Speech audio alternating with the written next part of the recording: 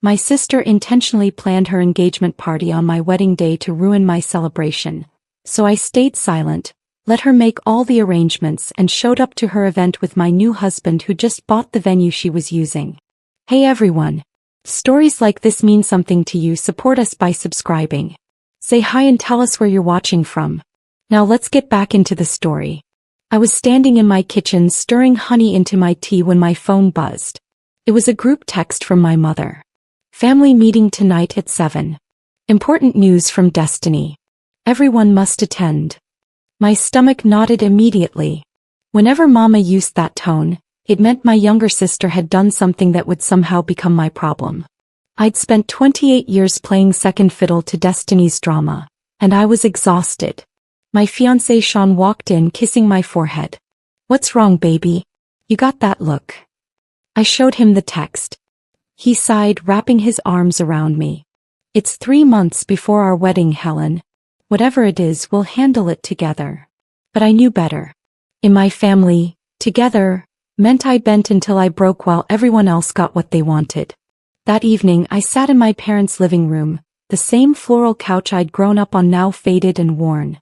Destiny burst through the door, her boyfriend Devin trailing behind, looking nervous. My father turned off the television, and my mother clasped her hands together with that fake smile she reserved for church and family gatherings. "We're engaged." Destiny shrieked, thrusting her hand forward. The diamond caught the light. Bigger than mine, of course. I forced a smile, hugging her, feeling her stiffen in my arms. "Congratulations, Dee. When did this happen?" "Last night," Devin said quietly. "I wanted to do something special. Then came the bomb. And we've set a date." Destiny's eyes locked onto mine, glittering with something dark. "June 15th. My blood turned to ice. "June 15th. My wedding day. June 15th. I repeated, my voice barely above a whisper. "Dee, that's my wedding day. You know that's my wedding day." The invitations had gone out 2 months ago. She'd received hers with a save-the-date card a year before that. Destiny's face twisted into mock surprise. "Oh my God, is it really? Mama, I completely forgot." She turned to our mother, who was suddenly very interested in her fingernails. My father cleared his throat but said nothing. The silence was deafening. "Destiny, you were at the venue tour with me," I said, my hands trembling. "You helped me pick that date because you said you'd definitely be free. You're my maid of honor." "Well, Devin's grandmother is sick," Destiny said, her voice taking on that whiny quality she used when she wanted sympathy. "She might not make it through the summer and I want her at my engagement party. Family comes first, right, Helen? You always say that." The manipulation was masterful. I looked at my mother, waiting for her to intervene, to tell Destiny this was wrong. Instead, Mama reached over and squeezed Destiny's hand. "It's such a difficult situation. Maybe you girls can work something out." "Work something out?" I stood up, my legs shaky. "I've been planning this wedding for 18 months. The deposits are paid. The invitations are sent. 200 people are coming. And how many people were you planning to invite to your engagement party?" My father finally spoke, looking at Destiny. "Just 50, Devin said. Mostly family and close friends. A small afternoon thing, maybe starting at 2. My wedding was at 6. They'd planned it perfectly. Early enough that guests would have to choose. Late enough that anyone who came to hers would be too tired for mine." I looked at Sean, who'd been silent, his jaw clenched so tight I could see the muscle jumping. "Unbelievable," he muttered. The next morning my phone exploded with messages. First my cousin Tanya. "Girl, I just heard. That's foul. I'm coming to your wedding, don't even worry." Then my Aunt Carol. "Can you believe your sister? Some people have no shame." But for every supportive message, there were 2 from family members asking if I could be flexible or show some grace. My mother called at 8 a.m. "Helen, baby, I need you to understand. Destiny's going through a lot right now. Devin's grandmother really is sick, and this might be her last chance to celebrate with her. Can't you just move your time up a few hours? Have a morning wedding? Those are beautiful." I was sitting at my dining table, my wedding binder open in front of me. 17 months of planning, dreams, and deposits. Mama, I have a venue contract. My photographer is booked. The caterer has a specific timeline. I can't just change everything because destiny decided to be malicious. Malicious? That's your sister Helen. Why do you always think the worst of her? Because I'd lived through 28 years of this. When I got accepted to my dream college, destiny suddenly developed anxiety that required family therapy sessions during my orientation week. When I got my promotion, she announced she was moving back home and needed my old room because hers had bad energy. Every milestone I reached, she found a way to dim it. She's doing this on purpose, Mama. She knows exactly what she's doing. You've always been jealous of your sister. My mother's voice turned cold. Ever since you were girls, she can't help being beautiful and charming. Maybe if you weren't so bitter all the time, you'd understand that the world doesn't revolve around you. I hung up. My hands were shaking so badly I could barely hold the phone. Sean found me crying in our bedroom an hour later. Sean held me while I sobbed into his chest, years of resentment pouring out. I'm so tired, I whispered. I'm so tired of being the responsible one, the one who has to understand, the one who has to sacrifice. Why is it always me? He pulled back, cupping my face in his hands. It's not always you anymore. You have me now. We're a team, remember? He wiped my tears with his thumbs. What do you want to do? Whatever it is, I'm with you. I spent the next 3 days in a fog. My mother called 6 more times, each conversation more manipulative than the last. Your grandmother is disappointed in you. The family thinks you're being selfish. Is this really the hill you want to die on? My father texted once, be the bigger person, princess. Destiny, meanwhile, posted constantly on social media. Pictures of venue tours, cake tastings, and decoration samples. Every post felt like a calculated attack. Then on Thursday night she posted a photo of a venue, ivory columns, crystal chandeliers, garden views. My dream venue. The one I'd toured but couldn't afford. The caption read, when your future mother-in-law insists on paying for the perfect venue. Devon's family is so generous. Some people are just blessed. June 15th can't come soon enough. I stared at the screen, something cold settling in my chest. The comments rolled in. Beautiful. So elegant. Congratulations. Then I saw my mother's comment. My baby deserves the best. So proud. Sean came home to find me on the couch, unnaturally calm.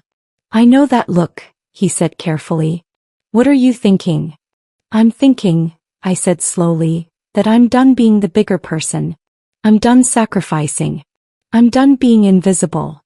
Tell me about that property downtown, I said to Sean. The one your company was considering for the new development project. Sean raised an eyebrow.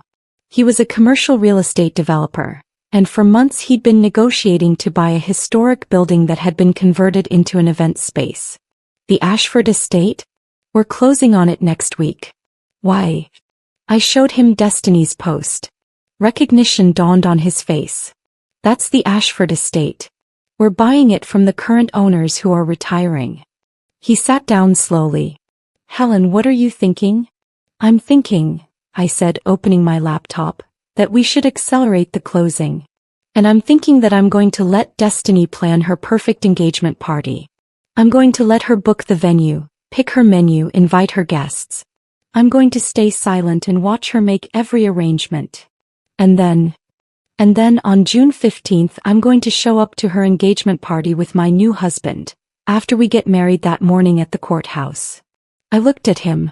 And we're going to let her know that her new venue owners would like to discuss her contract. Sean was quiet for a long moment. Then he started laughing. Baby, you're diabolical. But we'd need to move our wedding up by hours, and what about all your guests? I'll handle the guests. Most of them were coming for us anyway, not for the show. We'll do a small intimate ceremony at 10 a.m. at the courthouse with our real friends. Then we'll have a reception at our house that evening. I pulled up my contact list. But first I need to know exactly what Destiny has planned. I called Devon's younger sister Michelle the next day. We'd always gotten along well, and I knew she was uncomfortable with the whole situation. Michelle, can we talk? Off the record. We met at a coffee shop across town. Michelle looked guilty before she even sat down. Helen, I'm so sorry about all this. I told Devon it was wrong, but Destiny convinced him that you two had talked and worked it out. She told him what? That you'd agreed to move your ceremony earlier in the day so both events could happen.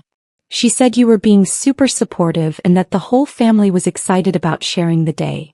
Michelle stirred her latte nervously. Devon's grandmother isn't even that sick, Helen. She has arthritis. She's not dying. My blood boiled, but I kept my voice calm. Tell me about the engagement party. What has Destiny planned? Michelle pulled out her phone. She's going all out. The Ashford estate for 200 guests, she upgraded the list. She told Devon's parents that she needed to invite more people because Helen's wedding is so big that everyone expects something spectacular from our family now. Michelle scrolled through messages. Premium bar package, a 7-course meal, live jazz band, custom florals. Devon's mom is paying for everything because Destiny told her that your parents can't afford to compete with Sean's family. How much? $75,000. I nearly choked on my coffee. For an engagement party? Destiny told Devon's mother that this is how things are done in our family, and that anything less would be embarrassing. Michelle looked sick. Mrs. Patterson is liquidating her retirement savings, Helen. She doesn't want to be embarrassed in front of your family. I felt a wave of rage mixed with something else. Sympathy for Devon's mother, a sweet woman who'd welcomed me warmly when I met her at Thanksgiving. That night, Sean and I sat down with our wedding planner, Jennifer, via video call. You want to move the wedding to the courthouse and have a small reception the same day? Jennifer looked confused. But the venue, the flowers, the photographer. Cancel it all, I said firmly. We'll forfeit the deposits. How many people on our guest list are truly our people? Not obligation invites, not family I barely speak to. Our actual friends and loved ones. Jennifer pulled up the spreadsheet. About 65 people. The rest are extended family and your parents' friends. Send a new invitation to those 65 people. Intimate courthouse ceremony at 10 a.m., reception at our home starting at 7 p.m. Casual elegance. I'll handle the catering and decorations myself with help from friends. Sean squeezed my hand. And I'll expedite the closing on the Ashford estate. I'll call our attorney tomorrow morning. If we push hard, we can own it by June 1st. Won't Destiny find out? Jennifer asked. Not if the sale is done through Sean's LC and the current owners keep it quiet. They're retiring and moving to Florida. They don't care about local drama. I felt a smile creeping onto my face. Let Destiny think everything is going according to her plan. Over the next 2 weeks, I played my role perfectly. When Destiny texted me asking if I was okay with everything, I responded with short, defeated messages. I guess we'll make it work. Hope you have a beautiful party. I even congratulated her on her venue choice, saying it looked absolutely perfect. My mother, emboldened by what she thought was my surrender, began calling me daily with updates on Destiny's plans, each call a knife to my heart. But I endured it all, letting her believe she'd won. My cousin Tanya came over 3 weeks before the wedding, her face stormy. Helen, baby, I just heard what Destiny's been saying. She's telling people you backed out of your wedding date because you realized you were being selfish, and that you're so happy for her. I sipped my wine calmly. Is that what she's saying? She's playing the victim and the hero. Saying she felt so bad that she almost canceled her party, but you insisted she keep it because, quote, her engagement is more important than a wedding that's just a formality since you and Sean already live together. Tanya was pacing. I wanted to slap her through the phone. Don't. I smiled. Let her talk. Let her spin whatever story makes her feel good. The truth will come out soon enough. What are you planning, Helen? You're too calm. This isn't the same woman who called me crying 2 weeks ago. I told her everything. Tanya's eyes grew wider with each detail. When I finished, she was laughing and crying at the same time. Oh my God, this is beautiful.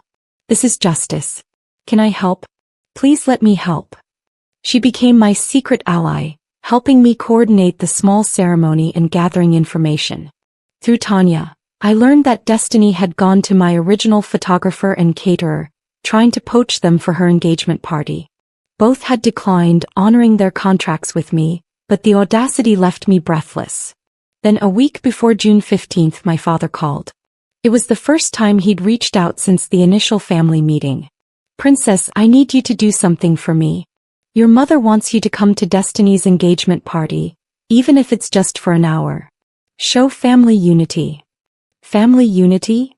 I laughed bitterly. Where was family unity when Destiny stole my wedding date?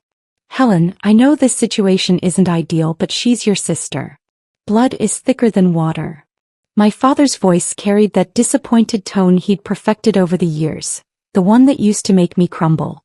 The full quote is, "The blood of the covenant is thicker than the water of the womb," I said calmly.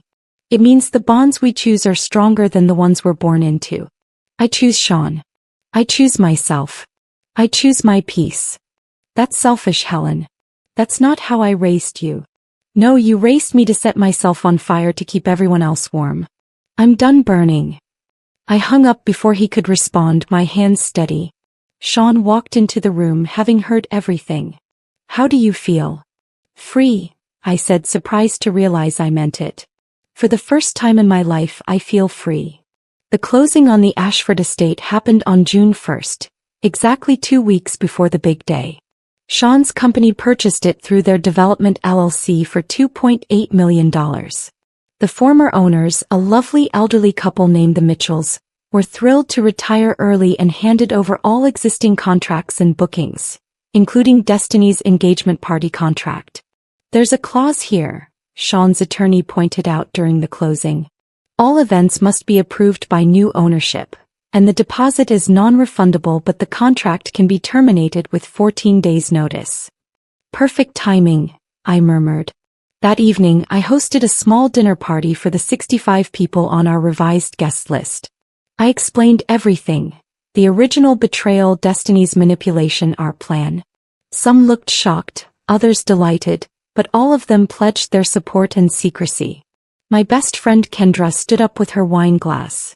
To Helen, who finally stopped being the family doormat and started being the queen she always was. Everyone cheered.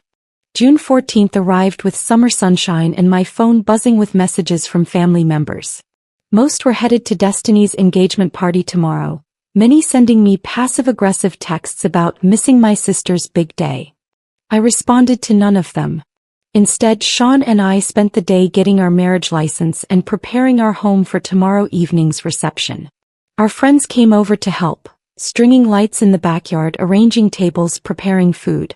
The atmosphere was celebratory and light, everything my original wedding planning had never been. "Are you nervous?" Kendra asked while we arranged flowers. "Not about marrying Sean," I said. "But about tomorrow? About facing my family?" I paused, considering. "No, not nervous. I agree. Disappointed. But not nervous." That evening my mother called. I let it go to voicemail. She left a message that started sweet and ended venomous. "Helen, I hope you're happy with yourself. Your sister is in tears because you won't even acknowledge her engagement. You've always been jealous, but this is a new low. Don't bother coming to family events anymore. You've made your choice." I played the message for Sean. He was furious. "She's unbelievable. She's actually making Destiny the victim here. She's been doing that our entire lives," I said.